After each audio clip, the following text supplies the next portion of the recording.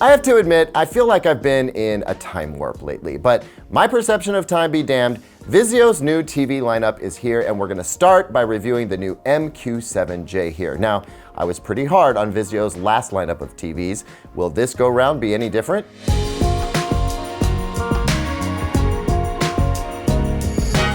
Welcome back, everyone. I'm Caleb Dennison, and in my unboxing video for this TV, I kind of went off on the confusion generated by Vizio when it unleashed its 2021 TVs in the middle of June 2020. I also had to laugh when Vizio just unleashed its other 2021 TVs at the beginning of June 2021. No, I'm not crazy, that's what happened. The time warp part though, that comes in to distort things because it does not seem like it was that long ago that I was sitting right here reviewing the MQ7-H series. And really, it wasn't. Due to shipping delays and other stuff, I didn't get to that TV until right around the new year. So it's only been 6 months. Huh. Go figure. Anyway, here we are with the new Est Vizio M series, or one of them anyway. We'll get into that in a moment. Before we dig into it, you know what's coming, don't you? Comment time. Yes, indeed. This is where I ask you to weigh in with your feelings on Vizio. We already have a new M series and a new P series and a new P Quantum X. Can you believe it? Are you excited for them? Are they on your radar now? Leave me a comment about that below. And while you're down there, please click like and subscribe so you'll be among the first to see our new TV review videos. And hey, we hit 1 million subscribers. We're gonna have ourselves a party, or at least a giveaway. So click those buttons like my life depends on it. Thanks so much for caring. Okay, let's do this.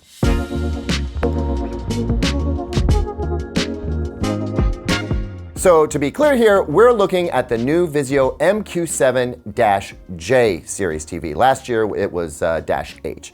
This happens to be the 70-inch model. You can also get the new MQ7J in 50, 55, 58, 65, and 75-inch variants. And inch for inch, they are all priced very competitively. Now, not to confuse you, but there is also an MQ6 series. That's right, the MQ8 from last year is gone, and now we have an MQ6. That's a less expensive series of TV without local dimming. So if you're out there shopping, make sure you're looking for the M7Q7-J whatever. That way you'll know that you're looking at the TV I'm about to talk about. Now, the 70-inch model I have here claims to have 32 zones of local dimming, which doesn't sound like a lot, and that's because it really isn't a ton. But then this is a mid-level TV. Now, this model is also meant to top out at 700 nits of brightness, which frankly isn't too bad, especially where this TV is priced. You can expect the same brightness from the 65-inch and 75-inch models as well. This TV also claims to have Vizio's Pro Gaming engine built in with support of up to 4K 60 Hz. This TV does not have a 120 Hz panel, okay? As well as variable refresh rate with auto low latency mode. Now that sounds pretty decent, again, for the price. Also, and this was a smart move, if a bit late, Vizio now offers a voice remote for many of its TVs, so you can do basic search for content you want to watch.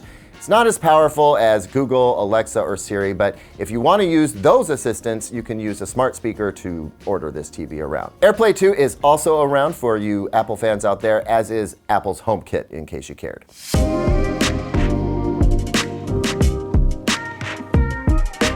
So for the evaluation of this TV, I want to break things down to the smart TV system, the sound system, and then finally the big category, picture quality. Be sure to stick with me here because I may start out sounding like I'm not too stoked, but then I'm gonna change my tune big time and you're gonna wanna hear what I have to say. And then there's a big bummer bomb coming after that, but my point is stick around because you need to know these things about this TV. Okay, so SmartCast. Look, I'm sure there are a lot of smart people behind SmartCast and I appreciate the effort and all. I also know it's tough to be out there with your own smart TV platform when you've got Roku and Google TV just cleaning up, and even Amazon Fire TV is making its mark. Thing is, I just don't like it. I'm sorry, I wish I could tell you why, but I just don't like the look of it. I don't like the feel. I mean, there are some similarities to Google TV, but it's not for me. Personal preference, maybe you guys out there don't feel so strongly, but I can guarantee you that if I bought this TV, I'd be buying a Chromecast with Google TV to go with it. Next is sound quality, and again, it's a hard nope for me.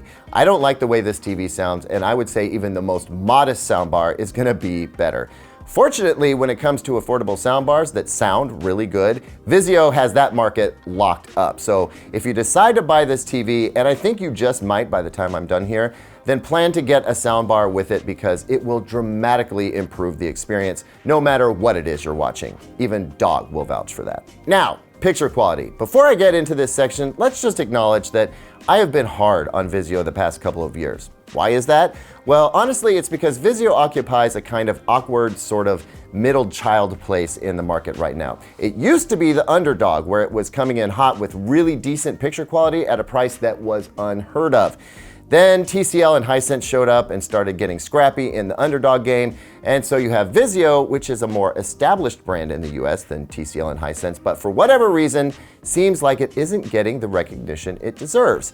It's a hard place to be, but I think this TV may change that. Without pulling out my light meters and Cowman software, just turning this TV on and watching content I've watched countless times in the past, my immediate reaction was, yeah, okay, that's not bad. That's better, Vizio. That's what I've been missing. So I went ahead and went at the TV with the C6 meter and the Cowman software, and out of the box, the white balance was a little wacky and the color was a bit off target as well. But after muscling the white balance a bit, I got errors well down into the acceptable range, and colors were more accurate than I was expecting out of a TV at this price. Now, as for peak brightness, the TV came in at 621 nits peak from a 10% window in HDR, which is a little bit lower than the promised 700 nits, which I bet is what you get from vivid or standard picture modes. Still, I can see the TV hitting 700 nits in small specular highlights, which I think is pretty solid for a TV at this price, and at the very least, does HDR some justice. Good news is that peak brightness comes alongside some respectable black levels. It looks to me like Vizio has changed its local dimming system a bit, and I'm seeing a bit less blooming and halo around bright objects on dark backgrounds. That's another step in the right direction. As for motion handling, it's okay. I'm not gonna jump up and down in excitement here, but again, it's competitive at its price. I mean, we're looking at a 60 Hertz panel here, which I think is this TV's one notable weakness, especially if we're asking if it can hold a candle to the TCL R635. Also, the lack of control around motion smoothing, frame interpolation, etc. I'm not sure if I think that was a smart move or a really dumb one. I like to have control. I'm a control freak, and Vizio ain't let me have that here, so I'm struggling. But once I get over myself, step back, and just watch the TV, I'm impressed by the MQ7J series. There's some depth to the imagery. HDR images have some good punch to them. The black levels are consistently better than I go in expecting them to be, and the color is very good. When it is off, it's not way off. You have to be a bit of a color nerd to know that, hey, that Netflix logo isn't exactly right, you know what I mean? So on the whole, yeah, I'm impressed. To put things in perspective, if someone comes up to me and says, hey, I want to get a 65-inch TV and spend less than $1,000, I'll point them to the MQ7J series in a heartbeat. Same goes for the 70-inch here and 75-inch models. The price to size to performance mix is great. Does it steal some of the TCL R635's thunder? Yeah, a little bit. The TCL R635 is better in several respects, but have you checked its price lately? Vizio is seriously undercutting TCL right now. So yeah, eyes are going to move to this Vizio TV.